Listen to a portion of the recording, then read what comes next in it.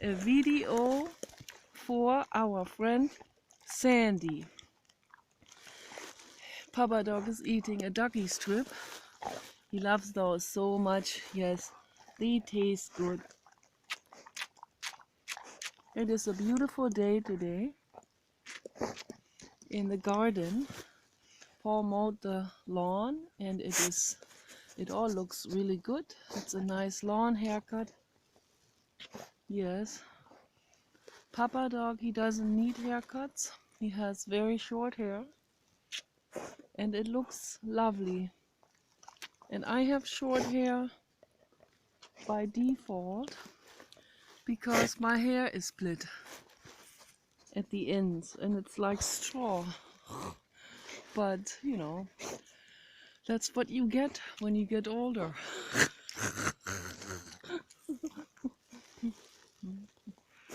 Oh, Papa Dog. Yes, you are gorgeous. Yes, what do you want to say to Sandy? You have something to say? He says, I love you, Sandy. I love you. Yes, I love you. Yes, and I say I love you as well. We both love you infinitely much, and we want you to get well. And I want you to come out of that hospital, and I want you to go on whole food, vegan, fattening, and nourishing food. And I want you to make yourself a lot of vegan milkshakes with soy and with almond milk, or with just a cup of oats and water. You know, that makes a real great oat milk. You can put strawberries in it. I love strawberries. I'm obsessed with strawberries and strawberry flavor and strawberry perfumes and all of this. I've been researching this lately on the internet. And so we need to, we need to feed our bodies, we need to feed our senses, all of our senses, very important. Love, love with the animal. The Papa is still here, that's good. Oh, Papa Dog, I'm so glad you're still staying here with me. Yes, make a video. It's nice, thank you. Oh, that's nice of you. Oh, that's very good. Look how beautiful the Papa Dog looks. That's so gorgeous. Yes, all illuminated by the sun. Sunshine. Yes, Papa Dog likes the sun very, very much. It feels good. Yes, and yeah, go into the sun. Capture the last sunshine days before we get into autumn, into fall, where the leaves are falling and the leaves are turning yellow. And we went on a trip just the other week. We came back about a week ago. Went for about, I don't know, 9 or 10 days, and we drove through the most amazing landscape one can imagine. There were landscapes with just yellow-leaved trees. Those are for seasonal trees, of course, and they turn yellow in fall. And there's one tree we have, I think it's a maple type of tree that gets, where the leaf, they start out green, first light green, then dark green, and then they slowly turn red. And then in fall, like right now, they are burgundy red, and it's absolutely beautiful. They have these 5-finger leaves, or 6, I forgot, I didn't count, but it looks like sort of like a star, the leaves. Absolutely beautiful. Love it. I love the way the leaves, when they fall into a pond. And we also went to a sulfur spring that is way hidden in a canyon. And absolutely gorgeous. Paul also went into it. He needs it real badly. He says he needs to etch away all of the mites he has on him and whatever is, he feels like he has stuff buried into his skin, and etches that all out with the sulfur water. It's a warm spring. It's about the water is about maybe 90 degrees Fahrenheit or 85, something like that. It's not really hot, but it is very pleasantly warm. I stayed in for about 40 minutes or something, and then we took turns because we always take turns. One always has to be on guard, and there, right there, with the papa on the leash. So yes, that's what we always do. Papa always on the chest harness, and on the leash. Yes, I bring the long leash, the retractable leash, made in Germany. It's a real good one, and that has like I don't know, like a 20-foot or 15 feet extension, and then he has some freedom. He can walk around on that, but I still have him on the leash, and he can't just take off because that's what he would like to do. And that actually happened when we adopted him in 2017, in February 2017. After the first week, Paul wasn't careful, wasn't mindful. He put too loose neck collar on him. He only, oh, well, I'm just going to the mailbox and back. Don't have to, well, you have to put really secure harness on, a leash and everything, because he smelled an animal and he took off. And Paul came back and alerted me and said the papa took off, and I was like, that was my worst nightmare. And I was screaming, and we drove over there to that where he last saw him, and we went into that forest. A Santa Claus man came out of his house in socks. What are you doing? Are you looking for your dog? Yes, yes, yes. And I was going, David, come back. And yes, Papa Dog, remember that? Yes. That was something, wasn't it? Yes, there was something. Yes, because the Basset Hounds, they're retriever, like for hunting, sports. so, so designed for that. Yes, yes. He doesn't approve of hunting, but that's what they were designed to retrieve the fallen, uh, whatever they caught, turkeys and pheasants. And it was quite something when he first came to our house here. On the first day, there were 2 pheasants out there. I could not believe it. I've never seen them before. I never seen them afterwards. Just on that day he came to us, there were 2 pheasants, a man and a woman, and the fence wasn't secured yet. And he got off. I had him on the leash, and he got off and ran after the pheasants, and I had to run after him into the forest down there, and I grabbed him all the way around the belly, and I had to kind of roll and like sort of like half on the ground, like wiggle him wiggle him back in a complicated way, and immediately put better gear on him. And then we had to fix the entire fence because that fence was not Basset Hound proof. So it was Great Dane proof, but not Basset Hound proof. Yeah, and that day when he took off on the other side of the street, after he ran after animals as well, because they go completely forget about everything else. When they smell an animal, they take off. But I called and he knows the name David, so that's an energetic name that comes from his past life. So he remembers that name very well. And so I called, David, David, David, come back. And I cried and I cried real loud into the forest. And he heard me from must have gone very far into the forest. He came back and he ran towards that Santa Claus guy. It's so cool. That guy is the coolest. And he helped us a lot with that. And then Paul came and he immediately captured him and put the chest harness on him. And we put him back in the van, and I was so grateful.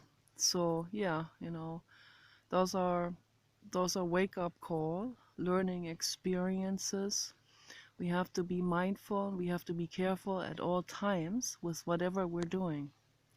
So chest harness is a must for all dogs, no matter how large. We got one eventually for Kenny as well. It was necessary because Kenny also sometimes pulled very hard when he saw other dogs, and I didn't want him to get into a dog fight because the other dogs were afraid of him because of his size. And with the Papa dog, he also tends to get other dogs triggered. I don't know why that is.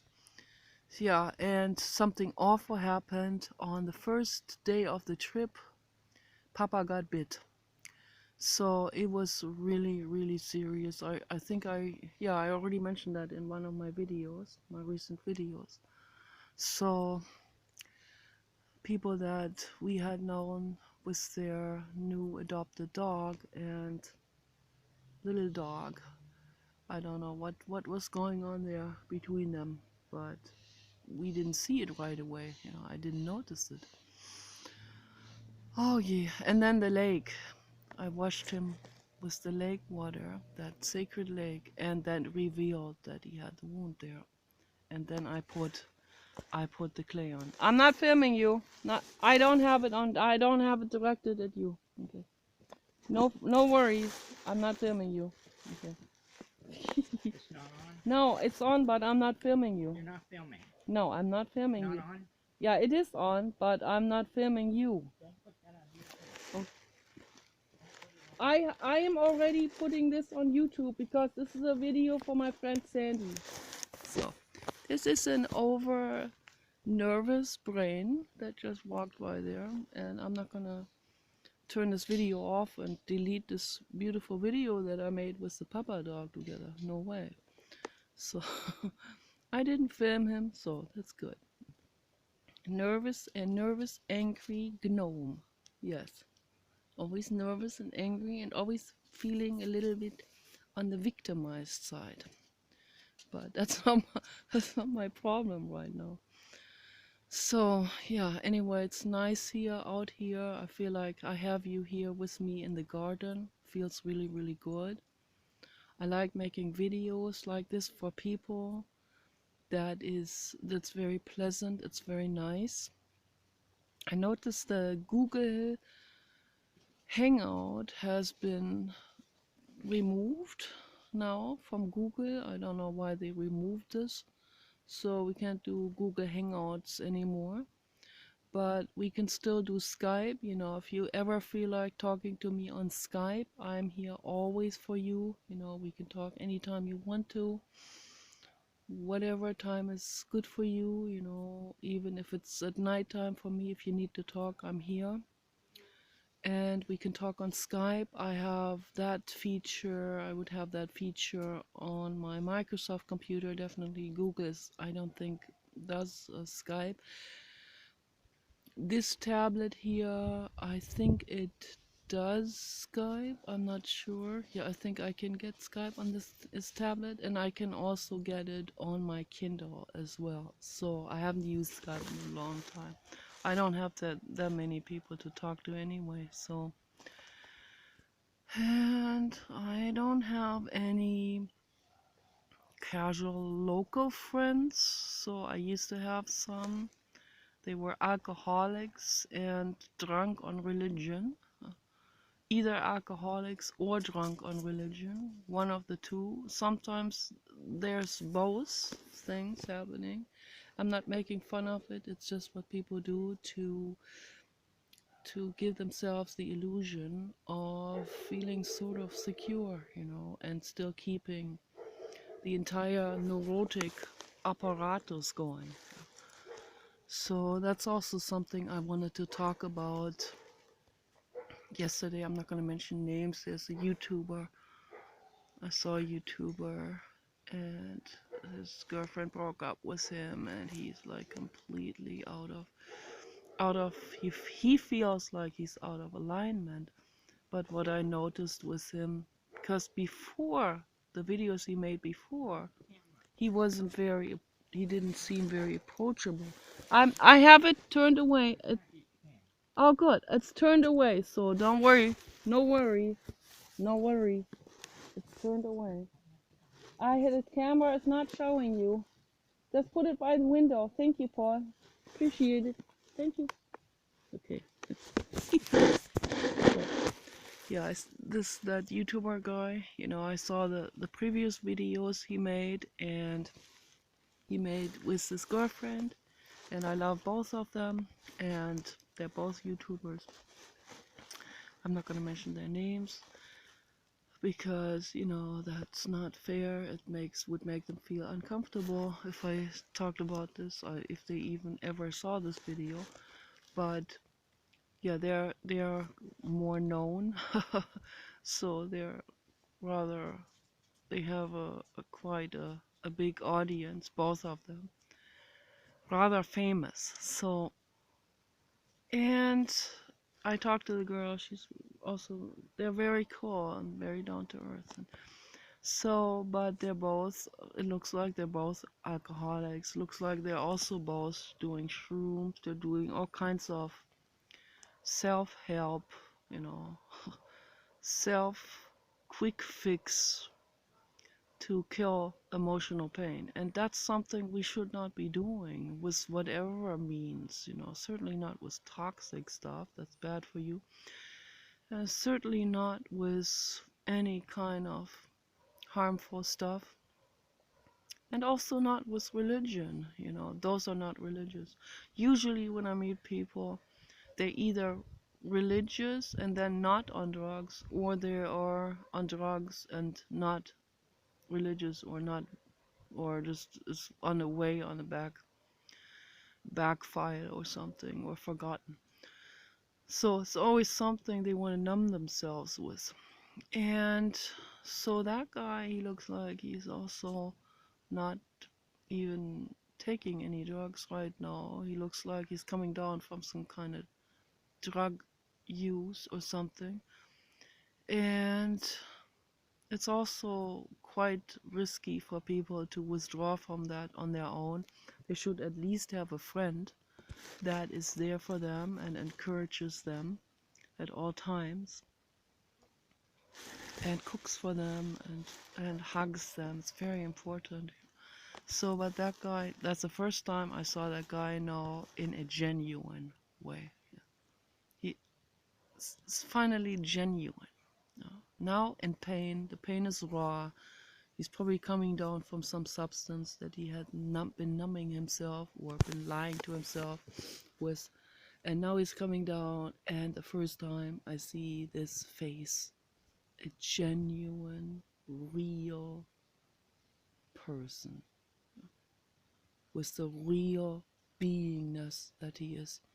Not the numbed, pseudo cool guy, like before, the guy, that nothing bothers me, this facade, of the cool, soft spoken, nothing bothers me, the elitist, the supreme guy, supreme runner or something, and it's all a facade, he comes down from it, he's his inner child again, and there's no supremeness, there's no pedestal, there's no mask.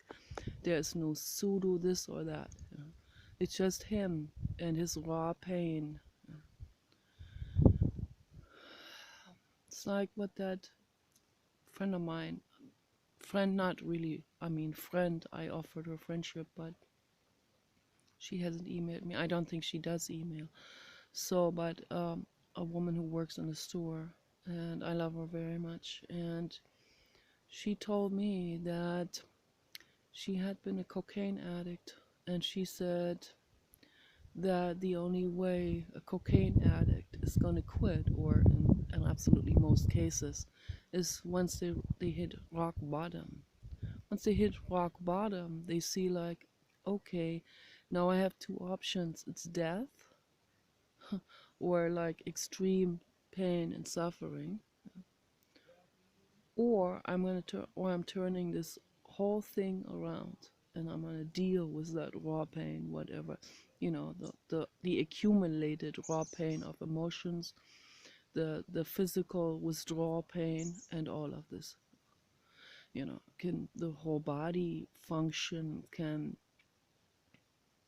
lose its own, or for it can really not lose it all, but because then people would die. But I mean, it really, the natural defense, the natural calibration of the corpus callosum, the natural endorphin release and all of this, it kind of slows down because the body gets used to getting the endorphin rush from the drugs or the alcohol.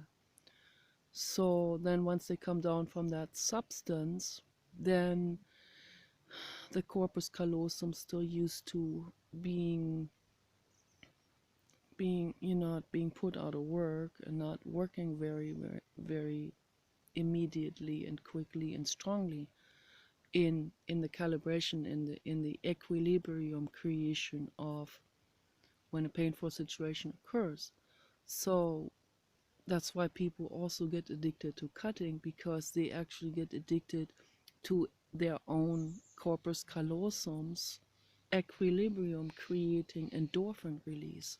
So people can get addicted to all kinds of things, but if they get addicted to an external substance, then the corpus callosum slows down, and then when they come down from it, then it doesn't work as the way it should be working, in order to release the endorphins to counterbalance the pain. So, and then they feel excruciating pain, as like all people with real hard drug use when they come down from it, or heroin or whatever. Extremely awful. That's why a lot of people on heroin or other narcotics, that's why they give up. They can't stand that pain. They all just overdose and be done with it for good.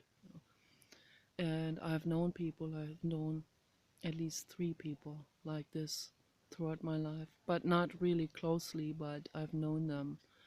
So one was at the center, at the Primal Center. And I told these people, I told everyone, I said, this guy is on narcotics. He's even prescribing his own stuff.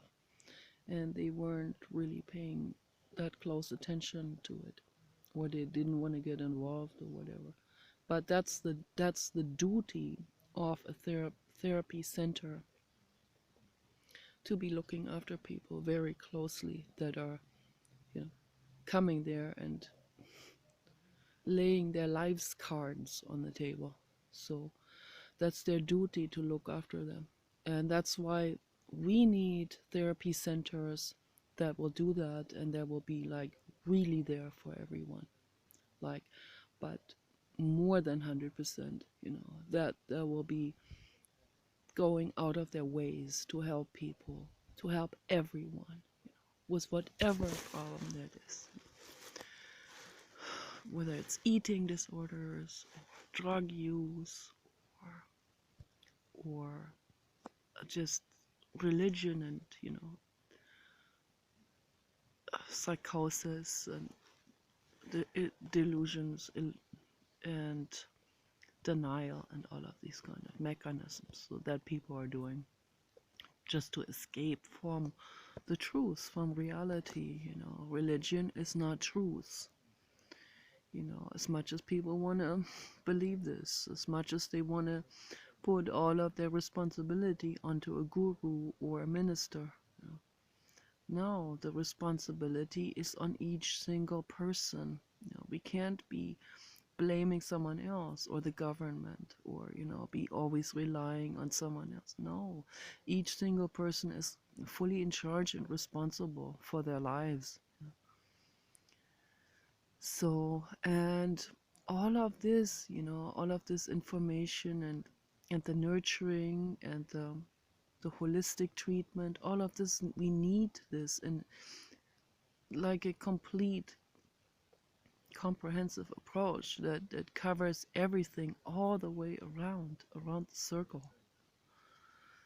Like every single facet of holistic healing needs to be tapped into and needs to be used for this. Every single working approach needs to be utilized. Not just one lopsided thing, not just a talk therapy, not just mindful eating, not just all these different things that are applied as the therapy approach. And everyone has their name on their therapy approach. If a therapy approach works, then we need to use all of them, because we cannot afford not to use all of them. And so I make these videos. I don't have any financial means or judicial means. I'm not a doctor. I don't have what it would require to open up a therapy center.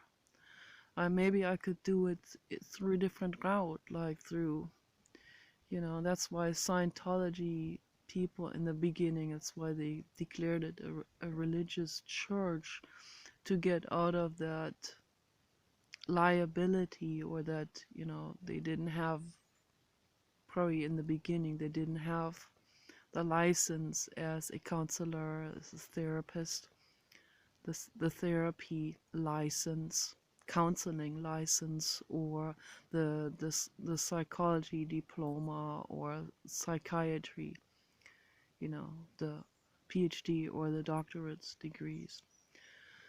So then they did it through that, but that's exactly what I don't appreciate. I don't appreciate religion, so why should I then declare it something like this, just for legal purposes? So that would not be the right approach either. So I'm basically making these videos now for someone else to, if someone else ever comes across these videos, maybe nobody will ever come across these videos and say, yes, that's what we need to do. But maybe it's an energetic thing. Just the energy vibe of it alone will maybe reach someone telepathically, and then they will get the idea. And I'm not the only one, so maybe if more people, maybe a couple of thousands of people, will have the same idea that I have, then together as a collective create some kind of energetic telepathic stream that will sort of encourage people to get into this. But maybe someone will watch my videos, so one never knows. But I make these videos also because I feel a really strong need to say this publicly, to announce this, because it's heavy on my chest. I need to share this with the public. They need to know that this is important. Everyone needs to put their mind on this. I don't care who these people are. Sometimes, maybe some people, they think of themselves as a nobody, or they think of themselves, oh, I'm just a regular person on whatever governmental support, SSI, or whatever. Every one of you, you have a brain. Okay, you can use your brain. You're not even, most of those people out there in the world, they rely on someone else or on the government or this or that, and they never put their mind into it. You have a brain, all of you, put it to work, use it. You are a participant in this whole thing of existence. Every single individual human ape is responsible to make the world better. The animals are, they're not, they can't do that because they don't have it's the chimpanzees can't participate in this process yet, and the other ones maybe some whales.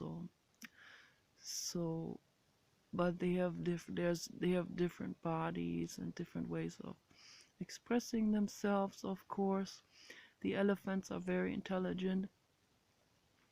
Dogs are emotionally intelligent. Yes, they're infinitely emotionally intelligent and giving and loving. Okay, they're people from that point of perspective already, of course. So animals, they need to get personal rights. I have a petition for that. But we can't expect them to be participating in creating therapy centers. So for that, we need to have the human ape, as I call it. So, and I don't say that in a mean way or anything. It's just that, we are apes and we need to recognize that. That's the very first thing that people need to do. We are animals, we're apes, and among humans there's a vast, vast, vast variation of intelligence. We need to acknowledge that too, okay? There's no shame attached to it. It just is the way it is. But even the most intelligent ones are also apes. We are an ape. We're primates. Elon Musk is definitely by far on the very top. He's the most intelligent human who has ever walked on this planet. And that's a truth. And people should acknowledge that, and get on board with what he's doing and saying, because he cares deeply. Also, deep, deep caring. He's a Buddha level soul, very highly advanced Buddha level soul, and he's helping us, trying to make things better. Donald Trump too, is also highly intelligent, trying to make things better, but completely twisted by the media. Everything turned around, upside down, inside out by the media, because the media are owned by, or they have their feet in, the corporations have their feet in the door with them. They get their kickbacks, it's corruption, and so on. So every single person has the responsibility to research this and not just get glued to the next corporate released conspiracy theory that serves the corporate agenda somewhere through the back door again. So we need to pay attention to, okay, where's the money trail going to? Is that going into someone's bank account somehow through a roundabout way? We need to put our minds into this and not just accept everything that someone says. This is my message to the people out there that are very quick to believe, that we need to raid Area 51 or something like this. So there's nothing to hide there at Area 51. It's just a military Air Force type of facility, testing facility. That's all it is. There is no embryo from outer space hidden in some kind of alcoholic solution. And if there are aliens and if they come here in a different dimension, then that's quite hard to prove. There's all kinds of things going on in other dimensions, but definitely the greed is happening here in the 3D. There's no shape shifting going on. It's not necessary. And reptiles also find that quite wrong of David Icke to equate reptiles with cold-heartedness or corruption. Reptiles are not corrupt. They want love too, and they are also, when you get to be friends with a reptile, they're very, very loyal and friendly and sweet and loving. So all of this is misrepresentation. So there's so much to learn for people out there, you know. You get your mind straightened out first of all, you know, to put things back into perspective. That's the most important thing. And also, we need to know that we need to not ever cater to some kind of neurotic social image, you know. Society is neurotic, okay? Calvin Klein, the fashion industry, is highly neurotic, okay? That's not a beauty standard that they're presenting to us. Okay? If you look back in history, the beauty standards for women, you know, the desirability factors for the males have drastically changed throughout the last 100,000 years. You know, drastically. So now we have that has been made into something completely twisted, so twisted that it isn't even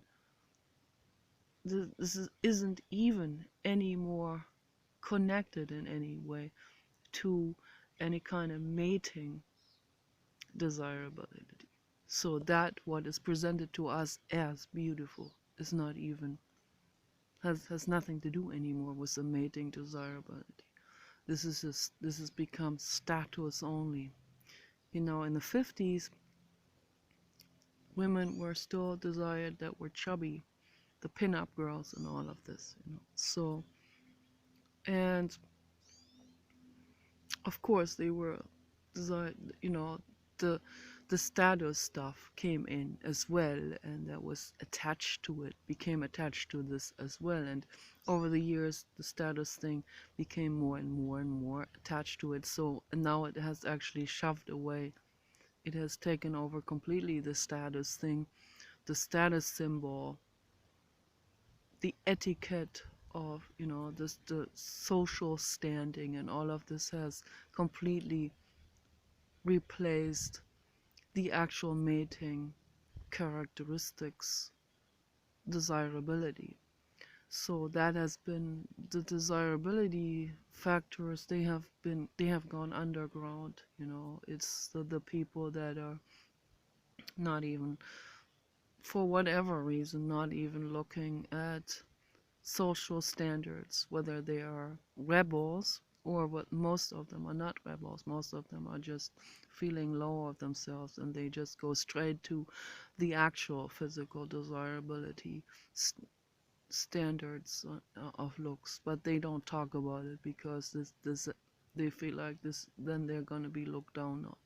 So yeah, all of this is twisted and turned around and upside down, and it is, and I see all of this, you know, and we need to first of all become completely clean and clear about all of this, and we need to love ourselves the way we are.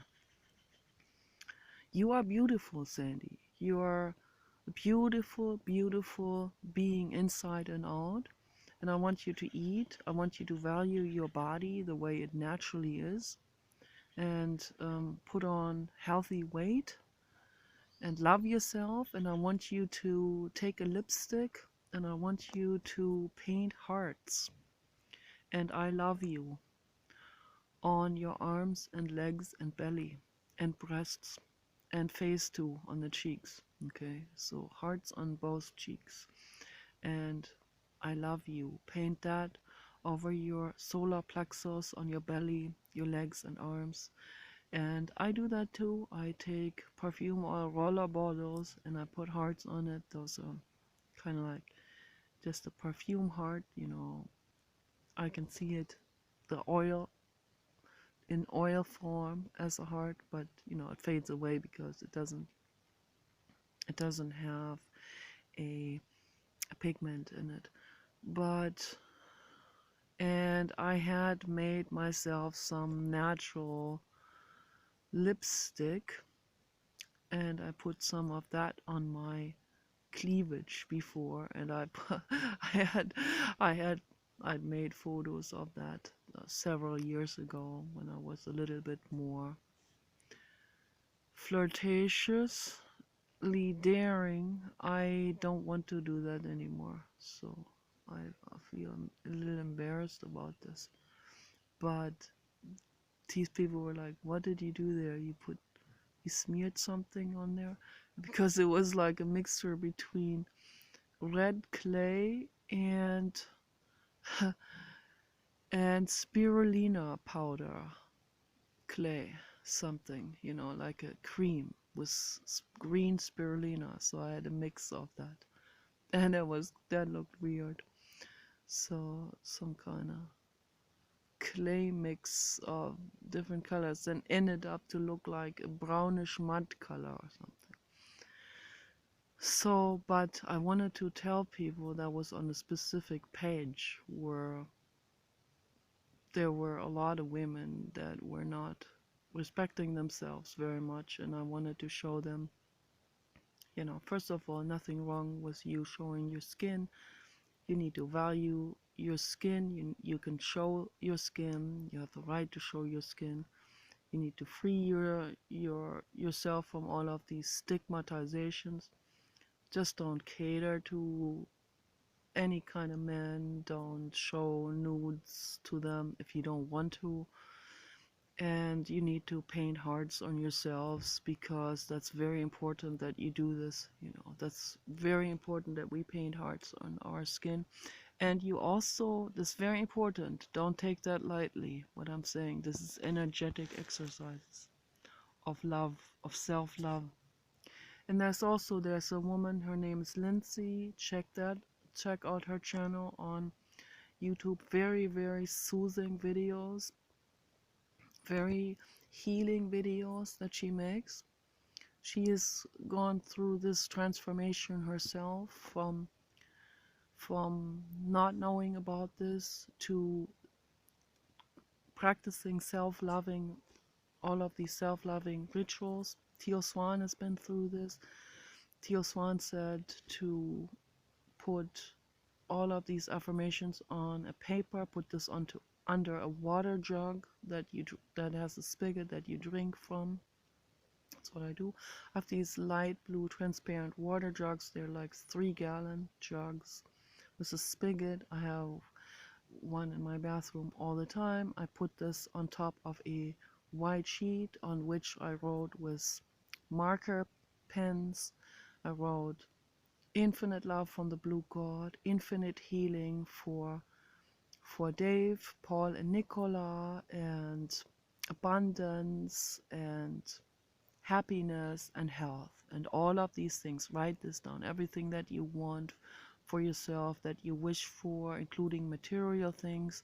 Put this all on that paper.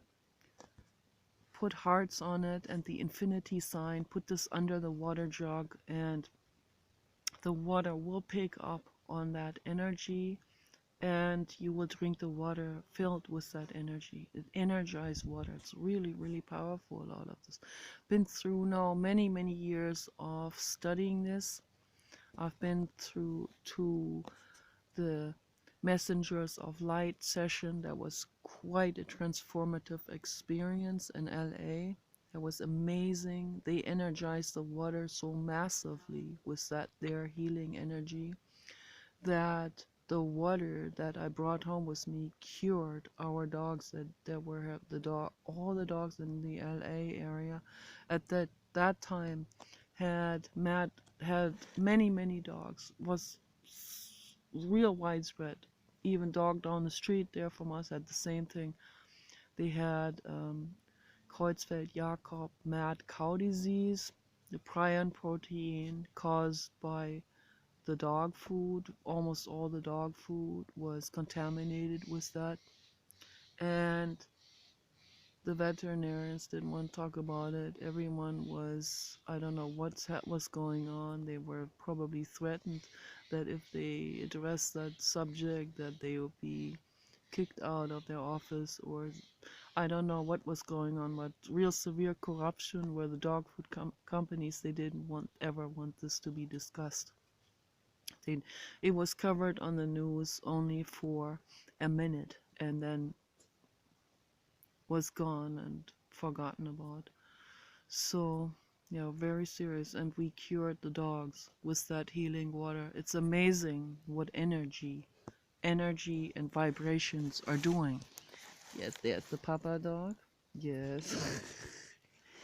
Here is my powerful papa dog. And here is the dog bite that has healed up now because of the sodium bentonite clay. The sodium bentonite clay that I packed on massively over and over and over, many layers of sodium bentonite clay that I packed on this, and for several days, and then I just let this dry now for another week. And so, and then he scratched himself the other day on a blackberry, so that's not a very big scratch, but that has to heal up too.